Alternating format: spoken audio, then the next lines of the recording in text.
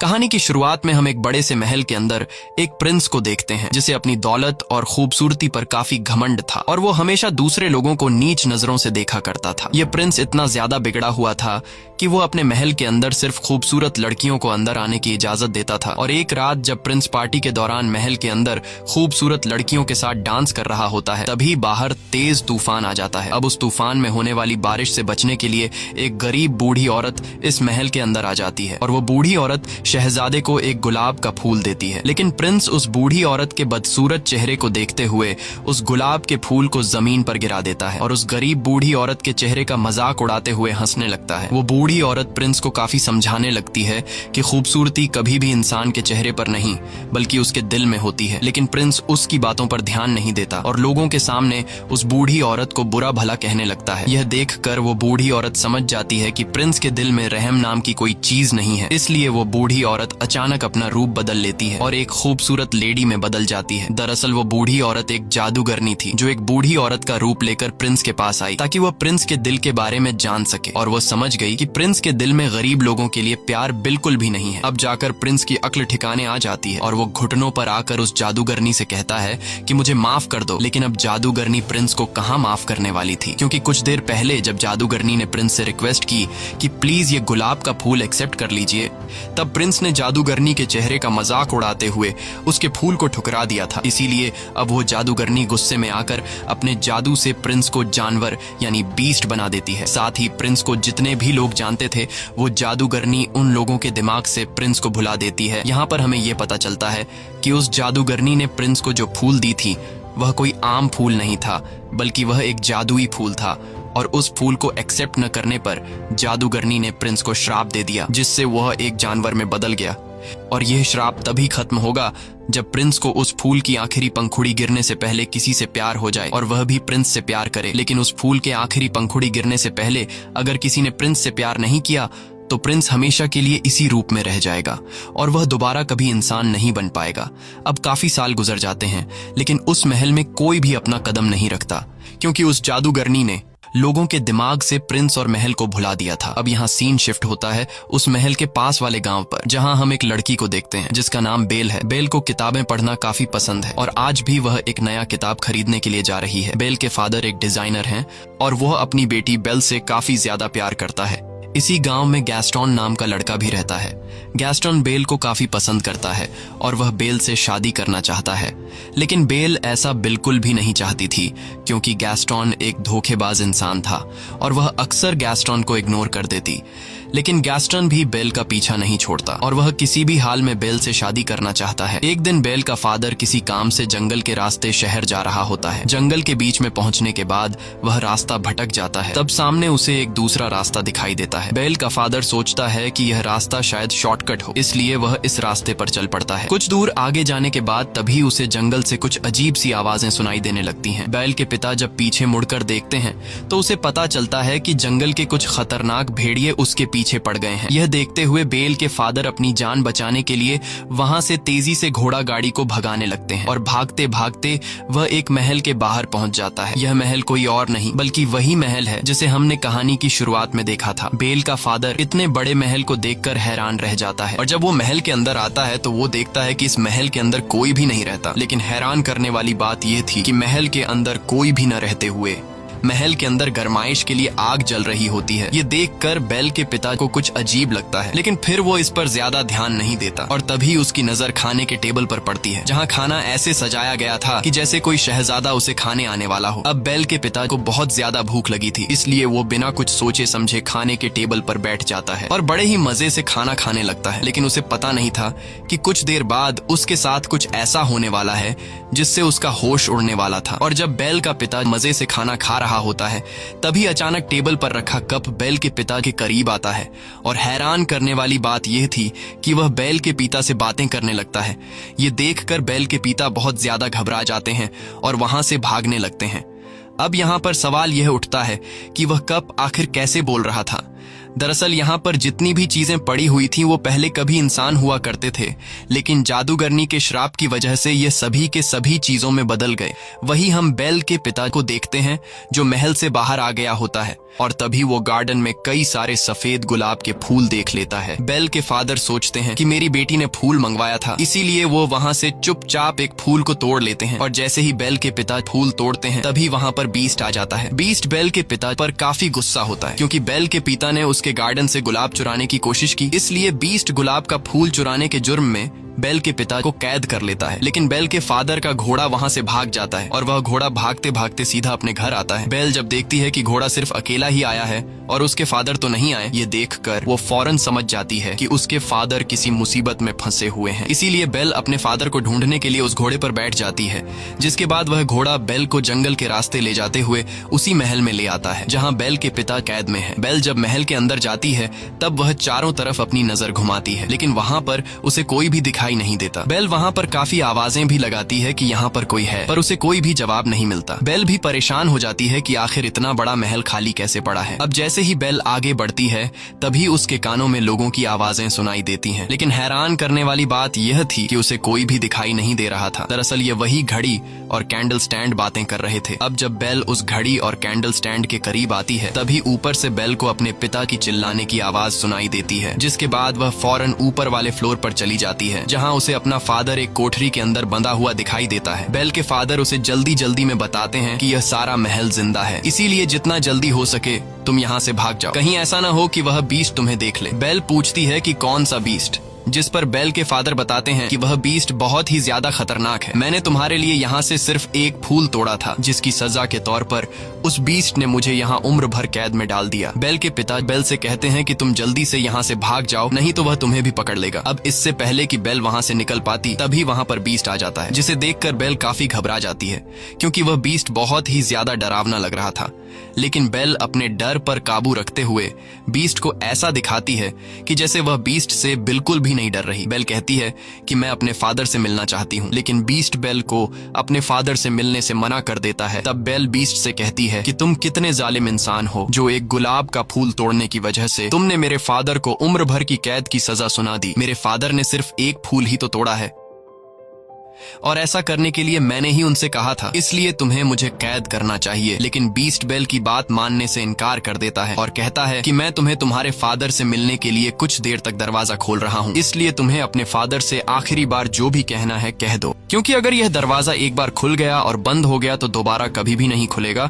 यह कहते ही beast cell का दरवाजा खोल देता है। बेल जल्दी से अंदर जाकर अपने फादर को गले लगाती है और बड़ी ही चालाकी से अपने फादर को बाहर धक्का दे देती है, जिसके बाद वो खुद उस सेल का दरवाजा अपने पीछे बंद कर देती है। अब बीस्ट ने जैसे कहा था कि एक बार अगर यह दरवाजा खुल गया और फिर बंद हो गया तो दोबारा कभी नहीं खुलेगा, इसलिए अब वो बीस्ट बेल के फादर को अंदर नहीं डाल सकता था। बेल के फादर कहते हैं कि तुमने ऐसा क्यों किया? तब बेल अपने फादर से कहती है कि तुम्हारा बाहर रहना ज्यादा जरूरी है। इसके बाद बेल का फादर वहाँ से जाने लगता है और अपनी बेटी से कहता है कि मैं जल्दी ही तुम्हें छुड़ाने के लिए मदद लेकर आऊंगा। और अब बेल यहाँ पर कैद हो जाती है। लेकिन जैसे ही बीस्ट वहाँ से जाता है तभी एक घड़ी और एक कैंडल दोनों बेल के पास आते हैं। दरअसल यह कभी इंसान हुआ करते थे, लेकिन जादूगरनी के श्राप की वजह से अब यह दोनों घड़ी और कैंडल में चेंज हो चुके थे। अच्छी बात यह थी कि यह इंसान के जैसा ही सब कुछ कर सकते हैं, जैसे चलना, बोलना, हंसना या फिर इंसान की तरह कोई भी काम करना। वो घड़ी और कैंडल स्टैंड दरवाजा खोलकर अंदर आ जाते हैं और बेल से बातें करने लगते हैं। ये सब देखकर बेल घबरा जाती है और बेल को कुछ समझ नहीं आ रहा होता कि यह सब क्या हो रहा है। यहाँ कैंडल स्टैंड बेल से कहता है कि घबराओ मत और हमारे पीछे आओ। बेल अब किसी तरह हिम्मत जुटाकर उनके पीछे जाती है और वो दोनों बेल को एक लग्जूरियस रूम के अंदर ले आते हैं और बेल से कहते हैं कि तुम यहाँ रह सकती हो।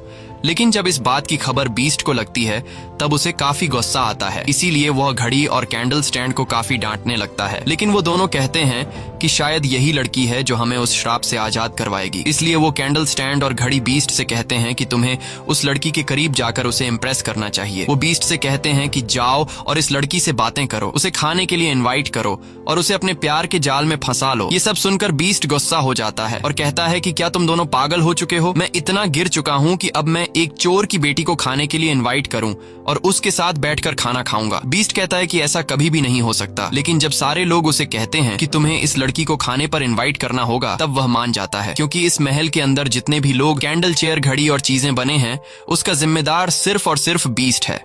क्योंकि अगर वह उस दिन उस बूढ़ी औरत से वह फूल खुशी खुशी ले लेता तो आज इन लोगों की हालत इस तरह नहीं होती।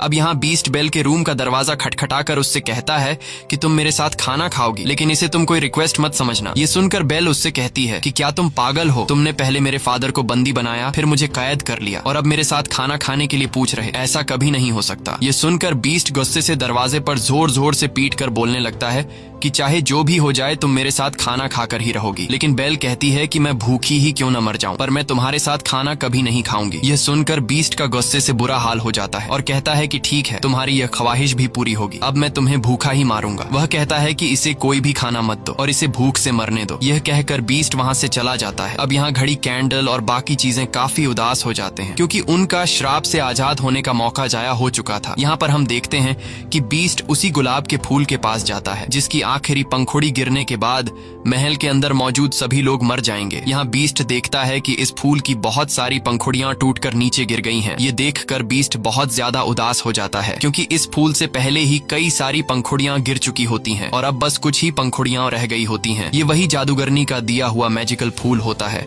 जिसकी आखिरी पंखुड़ी गिरने से पहले अगर किसी लड़की को बीस्ट से प्यार नहीं हुआ तो बीस्ट के साथ साथ वो श्रापित लोग जो इस वक्त गाड़ी, टेबल, अलमारी और कैंडल स्टैंड में बदले हैं, यह लोग हमेशा के लिए मिट जाएंगे।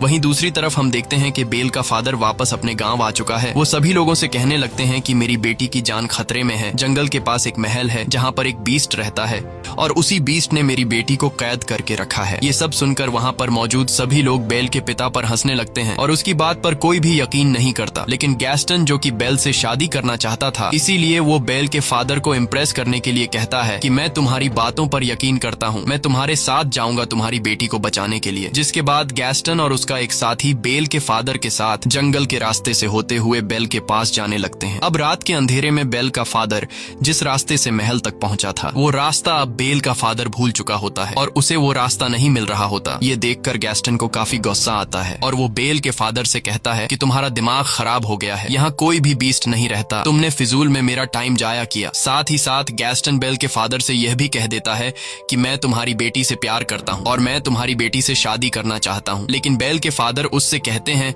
कि मेरे जिंदा रहते हुए ऐसा कभी नहीं हो सकता। इस बात पर गैस्टन को काफी गुस्सा आता है और वो बेल के फादर को पंच मारकर नीचे गिरा देता है। इसके बाद वो बेल के पिता को एक पेड़ के साथ बांध देता है और उसे वहीं मरने के लिए छोड़कर वहां से चला जाता है ताकि भेड़िए इसे मार दें, क्योंकि यह भेड़ियों का इलाका था। लेकिन ऐसा कुछ नहीं होता और अगली सुबह हम देखते हैं कि बेल के पिता के पास एक लेडी आती है जिसका नाम अगता था। अगता को गांव से निकाल दिया गया था। यहाँ अगता जब बेल के फादर को बंधा हुआ पाती है तब वो बेल के फादर को छुड़ाकर उसकी जान बचा लेती है। वहीं दूसरी तरफ हम महल में बेल को देखते हैं जिसके पास चाय का कप मिलने आता है और बेल से कहता है कि बीस्ट कोई बुरा इंसान नहीं है, बल्कि वो दिल का बहुत ही अच्छा है। इसके बाद वो सभी चीजें बेल को अपने साथ एक दूसरे रूम में ले जाते हैं जहाँ वो बेल को खाना खिलाते हैं।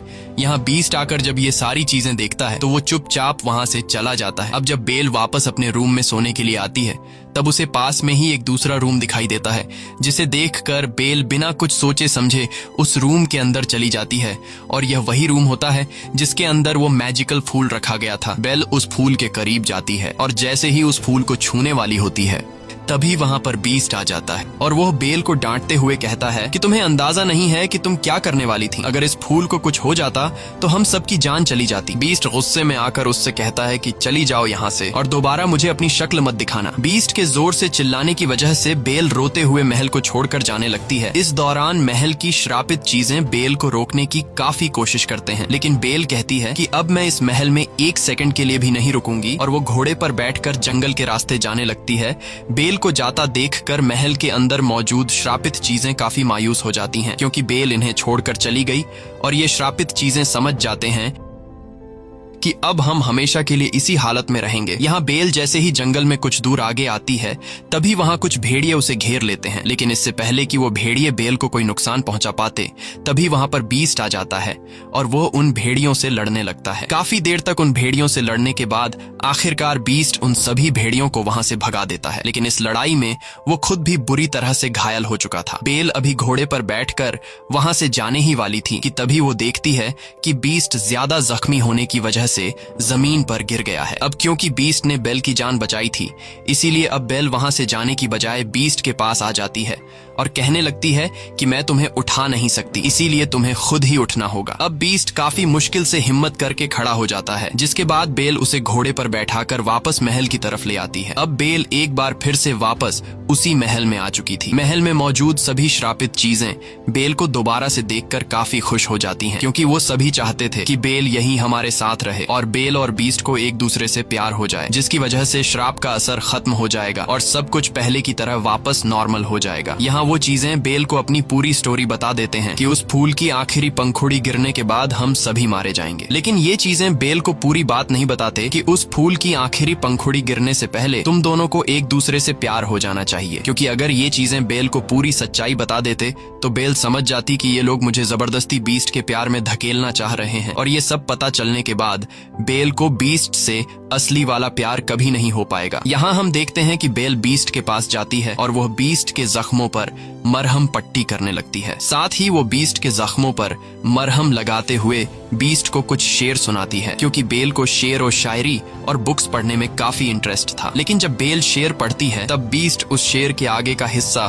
खुद कंप्लीट कर देता है। यह देखकर बेल काफी हैरान हो जाती है और बीस्ट से पूछती है कि क्या तुम भी पोएट्री पढ़ते रहते हो? तब बीस्ट कहता है कि मैं लव स्टोरी, प्यार, मोहब्बत, इन सब के बारे में पोएट्री नहीं पढ़ता, लेकिन मैंने बहुत तालीम हासिल की है। ये सुनकर बेल समझ जाती है कि बीस्ट काफी पढ़ा लिखा है, इसीलिए वो हर एक पोएट्री के बारे में जानता है। बीस्ट की ये बातें सुनकर बेल कहती है कि मुझे तो प्यार मोहब्बत की बातें और कहानियां काफी पसंद हैं, जिस पर बीस्ट कहता है कि वो तो तुम्हारी शक्ल से पता चल रहा है कि तुम्हें किताबें पढ़ना कितना पसंद है, लेकिन अगर तुम पढ़ना ही चाहती हो तो कुछ अच्छा पढ़ो। इसके बाद बीस्ट बेल को अपनी लाइब्रेरी में लेकर जाता है, जो कि काफी बड़ी थी। वहां पर काफी सारे बुक्स थे। बेल इतने सारे बुक्स को देखकर एकदम शॉक रह जाती है और काफी खुश भी हो जाती है, क्योंकि गांव में पढ़ने के लिए उसे कोई भी बुक नहीं मिलती थी, लेकिन यहाँ तो किताबों की अलमारियां भरी पड़ी हैं। यहाँ बीस्ट बेल से कहता है कि अगर तुम चाहती हो तो तुम हमारे साथ रह सकती हो, और अगर तुम्हें मेरी बुक्स की लाइब्रेरी पसंद आई है तो आज से ये लाइब्रेरी तुम्हारी। ये सुनकर बेल काफी ज्यादा खुश होती है और फिर वक्त के साथ इन दोनों की दोस्ती गहरी होने लगती है। ये दोनों एक दूसरे के साथ टाइम स्पेंड करने लगते हैं और एक साथ खाना खाने लगते हैं। अब इन दोनों को एक साथ रहना काफी अच्छा लग रहा था। यहाँ बीस्ट बेल को खुश रखने के लिए गाना गाकर सुनाता है, जिसे सुनकर बेल को काफी अच्छा लगता है। यहाँ घर की श्रापित चीजें इन दोनों को एक साथ देखकर काफी खुश होते हैं और समझ जाते हैं कि यह दोनों अब एक दूसरे को पसंद करने लगे हैं। एक दिन कैंडल स्टैंड बीस्ट से कहने लगता है कि तुम्हें अब बेल से अपने प्यार का इजहार कर देना चाहिए, क्योंकि वो भी तुम्हें पसंद करने लगी है। लेकिन बीस्ट कहता है कि वो कभी भी मुझसे प्यार नहीं करेगी, क्योंकि मैं एक जानवर हूँ। लेकिन कैंडल स्टैंड बीस्ट से कहता है कि ऐसा कुछ भी नहीं है, तुम एक बार ट्राई तो करो। यहाँ बीस्ट के सारे साथी यानी वो सारी चीजें बीस्ट से बेल को आई लव यू बोलने के लिए बार बार कहते हैं। जब बीस्ट बेल से अपने प्यार का इजहार करने के लिए रेडी हो जाता है तब ये श्रापित चीजें पहले बीस्ट को तैयार करते हैं और बीस्ट से एक सुंदर प्रिंस बना लेते हैं। वहीं दूसरी तरफ ये लोग बेल को भी एक रानी की तरह तैयार कर लेते हैं। बेल को डांस करना काफी पसंद था, इसीलिए वो दोनों डांस करने लगते हैं। वहीं दूसरी तरफ हम देखते हैं कि बेल के फादर वापस अपने गांव में आ चुके थे। वो सभी को बताते हैं कि गैस्टन ने मुझे जंगल में बांधकर छोड़ दिया था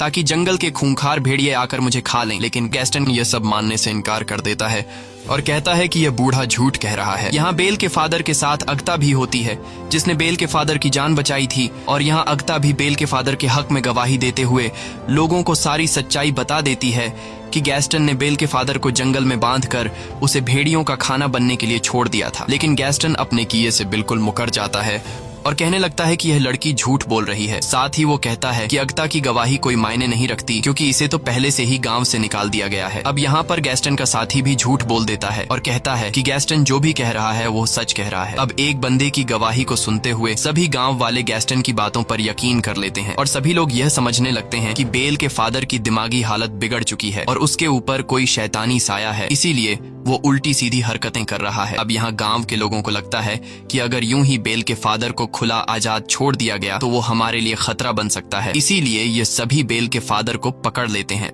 और उसे बंदी बना लेते हैं। वहीं दूसरी तरफ हम महल में बीस्ट और बेल को देखते हैं, जहां ये दोनों डांस कर रहे होते हैं और बीस्ट काफी साल बाद डांस कर रहा था। यहाँ बीस्ट बेल से कहता है कि मैं इन फीलिंग्स को काफी अच्छा महसूस कर रहा हूँ, क्योंकि मैं इस एहसास को जैसे भूल ही गया था। बेल कहती है कि मुझे भी डांस करना काफी पसंद है और मुझे मेरे फादर ने डांस करना सिखाया। ये सुनकर बीस्ट बेल से पूछने लगता है कि क्या तुम अपने फादर को मिस करती हो? तब बेल कहती है, हाँ, मुझे अपने फादर की बहुत याद आ रही है। ये सुनकर बीस्ट को बेल पर तरस आता है और वह बेल को एक आईना दिखाते हुए कहता है कि इस आईने की मदद से तुम हर उस इंसान को देख सकते हो जिसे तुम देखना चाहती हो। बेल उस आईने को लेकर जब अपने फादर को याद करती है तब उसे आईने में अपना फादर दिखाई देता है और वो देखती है कि गांव वालों ने उसके फादर को बंदी बनाया हुआ है। यह देखकर बेल काफी परेशान हो जाती है, जिस पर बीस्ट कहता है कि तुम्हें अपने फादर के पास जाना चाहिए क्योंकि इस वक्त तुम्हारे फादर को तुम्हारी जरूरत है। साथ ही बीस्ट बेल को वो जादुई आईना भी देता है और कहता है कि जब तुम्हें मेरी याद आए तब तुम मेरी इस बदसूरत शक्ल को इस आईने में देख लेना। जिसके बाद बेल अपने फादर को बचाने के लिए फौरन वहाँ से चल देती है। और अब बेल के जाने के बाद बीस्ट महल में अकेला रह गया था। बीस्ट बेल को काफी मिस करने लगा था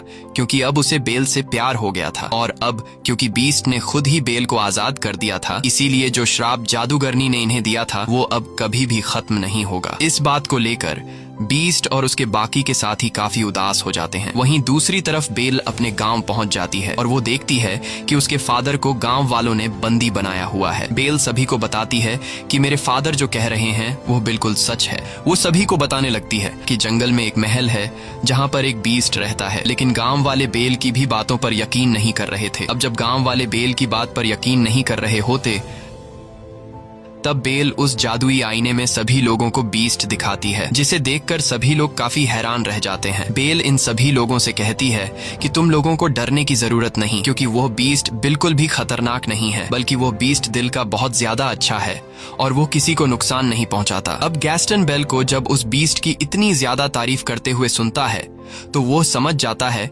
कि बेल अब बीस्ट से प्यार करने लगी है और इस वजह से गैस्टन जेलस फील करता है। इसीलिए वो सभी गांव वालों को भड़काने की कोशिश करता है कि उस बीस्ट ने बेल पर ब्लैक मैजिक कर दिया है, जिस वजह से वो भी अपने फादर की तरह बातें करने लगी है। इसके बाद गैस्टन गांव वालों से कहता है कि बेल पर ब्लैक मैजिक होने की वजह से वो हमें नुकसान पहुंचा सकती है, इसीलिए बेल को भी उसके फादर के साथ बांध दो। जिसके बाद गांव के लोग बेल को उसके फादर के साथ बांध देते हैं। यहाँ गैस्टन गांव के सभी लोगों को उकसाता है कि हम सभी को मिलकर उस महल में जाना चाहिए और उस बीस्ट को जान से मार डालेंगे। अगर वो नहीं मरा तो वो हमारे गांव आकर हम सभी को मार डालेगा। यहाँ गांव वाले उसकी बातों में आ जाते हैं और पूरा गांव बीस्ट को मारने के लिए महल की तरफ चल पड़ता है। दरअसल गैस्टन बीस्ट को मारने के लिए गांव वालों को इसलिए उकसाता है क्योंकि वह बीस्ट को मारकर उसके महल पर कब्जा करना चाहता था और खुद को उस महल का प्रिंस बनाना चाहता था। यहाँ हम देखते हैं कि बेल भी किसी तरह करके खुद को छुड़ा लेती है और वह भी महल की तरफ निकल पड़ती है। वहीं गांव के लोग बीस्ट को मारने के लिए महल तक पहुंच जाते हैं और जैसे ही यह लोग महल के अंदर दाखिल होते हैं तब बीस्ट के सारे साथी यानी गाड़ी, कैंडल स्टैंड और बाकी चीजें इन लोगों पर हमला कर देते हैं। गांव के लोगों को कुछ भी समझ में नहीं आ रहा था कि यह सब क्या हो रहा है, क्योंकि उनके आंखों के सामने कोई इंसान नहीं बल्कि बेजान चीजें थीं। वहीं पर हम गैस्टन को देखते हैं जो कि बीस्ट के पास पहुंच जाता है, लेकिन बीस्ट काफी उदास होता है क्योंकि बेल के जाने के बाद उसे कुछ भी अच्छा फील नहीं हो रहा था और वो बेल को काफी मिस कर रहा था। गैस्टन बीस्ट से कहता है कि तुम्हें क्या लगता है कि बेल तुमसे प्यार करती है? तुम्हारी ये सोच गलत है, क्योंकि बेल ने ही तुम्हें खत्म करने के लिए हम सभी गांव वालों को यहाँ भेजा है। ये सुनकर बीस्ट काफी ज्यादा मायूस हो जाता है और तभी गैस्टन बीस्ट को शूट कर देता है, जिससे बीस्ट नीचे गिर जाता है। लेकिन नीचे गिरने से पहले बीस्ट टेरेस की एक लकड़ी को पकड़ लेता है। अब इससे पहले कि गैस्टन बीस्ट को मारने के लिए दूसरी गोली चला पाता, तभी वहां पर बेल आ जाती है और बेल गैस्टन का हाथ पकड़ लेती है ताकि वो बीस्ट को गोली ना मार सके। लेकिन इस हाथापाई में गैस्टन का पांव फिसल जाता है, जिससे वो नीचे गिर जाता है और उसके हाथ से बंदूक भी छूटकर नीचे गिर जाती है। अब बीस्ट भी ऊपर आने की कोशिश करता है और तभी बेल उसे आवाज देती है। बेल बीस्ट से माफी मांगते हुए कहती है कि मैंने गांव वालों को रोकने की बहुत कोशिश की, लेकिन वो नहीं रुके। बेल की यह बातें सुनकर बीस्ट काफी खुश हो जाता है और वो समझ जाता है कि गैस्टन ने मुझसे झूठ कहा था। बेल ने मुझे मारने के लिए गांव वालों को यहाँ नहीं भेजा था। अब बेल को देखकर बीस्ट के अंदर एक हिम्मत आ जाती है और वो गैस्टन का मुकाबला करने के लिए तैयार हो जाता है, जिसके बाद वो गैस्टन के पास जाकर उसे गर्दन से पकड़कर ऊपर उठा लेता है और उसे महल की ऊंची दीवार से नीचे फेंकने वाला होता है। तब गैस्टन बीस्ट से काफी रिक्वेस्ट करने लगता है कि प्लीज ऐसा मत करो और मुझे छोड़ दो। बीस्ट जो अब एक अच्छे दिल का मालिक बन गया होता है, इसीलिए वो गैस्टन पर रहम खाकर उसे छोड़ देता है और उससे कहता है कि चले जाओ यहाँ से। गैस्टन दौड़ते हुए वहाँ से चला जाता है, जिसके बाद बीस्ट बेल के पास आ जाता है। अब मौके का फायदा उठाकर गैस्टन पीछे की तरफ से बीस्ट पर 2 गोलियां चला देता है, जिससे बीस्ट नीचे गिर जाता है। लेकिन तभी हम देखते हैं कि गैस्टन जिस जगह पर खड़ा हुआ था वह जगह टूट जाती है और गैस्टन भी नीचे गिर जाता है। अब काफी ऊंची जगह से गिरने की वजह से गैस्टन की वहीं पर मौत हो जाती है। यहाँ बेल दौड़ते हुए बीस्ट के पास आती है और उसे बचाने की कोशिश करती है, लेकिन अब बीस्ट की हालत काफी खराब हो चुकी थी, क्योंकि अब वो काफी इंजर्ड हो चुका था और वो अपनी आखिरी सांसें ले रहा होता है। तब बेल बीस्ट से कहने लगती है कि अब मैं तुम्हें कभी भी छोड़कर नहीं जाऊंगी। लेकिन बीस्ट कहता है कि अब मेरा जाने का वक्त आ चुका है। ये सुनकर बेल कहती है कि ऐसा कुछ नहीं होगा, सब कुछ नॉर्मल हो जाएगा। और तभी हम देखते हैं कि उस गुलाब के फूल की आखिरी पंखुड़ी भी नीचे गिर जाती है। जैसे ही पंखुड़ी नीचे गिरती है, बीस्ट बिल्कुल खामोश हो जाता है और पैलेस के अंदर जो चीजें थीं अब वो सभी की सभी बेजान हो जाती हैं। बीस्ट को मरता हुआ देखकर बेल को काफी दुख होता है और वो रोने लगती है। यहाँ बेल बीस्ट से अपने प्यार का इजहार कर देती है और वो बीस्ट से कहती है कि मैं तुमसे बहुत प्यार करती हूँ। ये कहकर बेल बीस्ट को किस कर लेती है और तभी वहाँ पर अगता भी आ जाती है। अगता वो लेडी है जिसे गांव से निकाल दिया गया था। और यहाँ आता है कहानी में सबसे बड़ा ट्विस्ट, क्योंकि हमें पता चलता है कि अगता कोई आम लेडी नहीं बल्कि वही जादूगरनी है जिसने बीस्ट को श्राप दिया था। यहाँ वो देखती है कि बीस्ट को किसी से प्यार हो गया है और वो लड़की भी अब बीस्ट से प्यार करती है, यानी कि अब वो श्राप खत्म हो चुका था। और तभी हम देखते हैं कि बीस्ट के चारों तरफ रोशनी चमकने लगती है, जिससे बीस्ट अब एक खूबसूरत प्रिंस में बदल जाता है। ये देखकर बेल काफी खुश हो जाती है और ये दोनों एक दूसरे को गले लगाते हैं। वहीं महल के अंदर जितनी भी श्रापित चीजें थीं अब वो सभी इंसान बनना शुरू हो जाते हैं और अपने असली रूप में आ जाते हैं। सभी लोग काफी खुश होते हैं। बेल और बीस्ट सभी लोगों के बीच में डांस कर रहे होते हैं और इसी के साथ यह कहानी खत्म हो जाती है। अगर आपको यह वीडियो अच्छी लगी हो तो हमारे चैनल को सब्सक्राइब और वीडियो को लाइक जरूर कीजिएगा।